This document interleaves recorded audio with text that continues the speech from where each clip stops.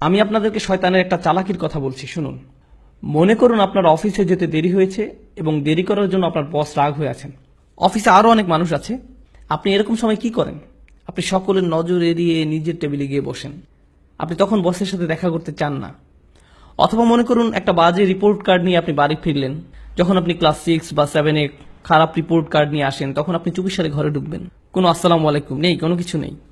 চুপিসারে ঢুকে আপনি ঘুমের ভান করে পড়ে রইলেন। মা যদি জিজ্ঞেস করে আজকে স্কুলে কি হলো, আপনি তখন বলবেন তেমন কিছু না।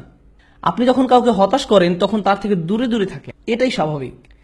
এই ক্ষেত্রে যখন আমরা অশ্লীল কাজ করি, নিজেদের উপর জুলুম করি, তখন আমরা কাকে হতাশ করি? আল্লাহ আজ্জা ওয়া জাল্লাকে। আপনি আল্লাহকে অসন্তুষ্ট করেন, শয়তান তখন এর সুযোগ নেয়। আপনার কাছে এসে সে বলে, তুমি এখন আবার সালাহ পড়তে যাবে? ভণ্ড, তুমি এসব অশ্লীল কাজ করে এসেছো, এখন আবার একটা ক্লাস করতে যাবে? এখন তুমি ইবাদত করতে যাবে? তুমি তো দুমুখ মানুষ। তখন সে বলে, হ্যাঁ আমি তো দুমুখ মানুষ, আমার সালাহ পড়া উচিত হবে না। শয়তান আপনার গুনাহের সুযোগ নিয়ে আল্লাহর কাছ থেকে আপনাকে আরো দূরে সরিয়ে রাখে।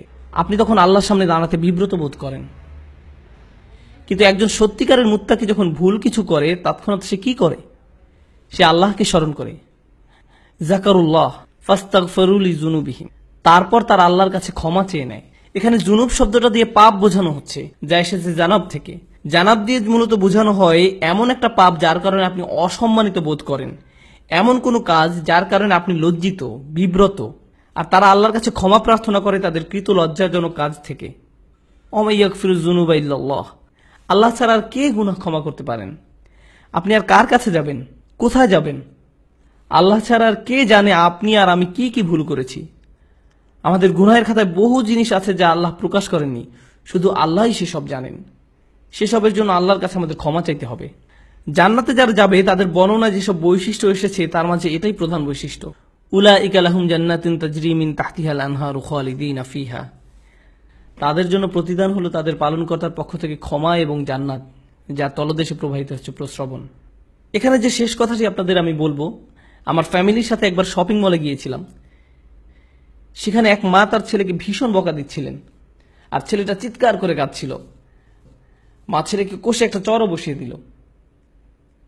কিন্তু আপনি জানেন বাচ্চাটা তারপরও কার কাছে গেল? এরপরও বাচ্চাটা মাকেই ধরে রইল, তার মাকে ছাড়ছে না। চারপাশে সব কিম্ভূত কিমাকার বিশাল বিশাল অচেনা মানুষ, সে তাদের কাছে যেতে চায় না।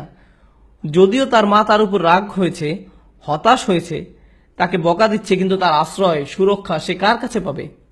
তার মায়ের কাছেই। এই দৃশ্য আমাকে ভাবিয়েছে, সুবহানাল্লাহ। যখন আমি আপনি গুনাহ করি, যখন আমরা আল্লাহকে হতাশ করি, তার অবাধ্য হই, আমরা কার কাছে যাব? আমাদের আর কোথাও যাওয়ার আছে? আমাদের আর কোথায় যাওয়ার আছে?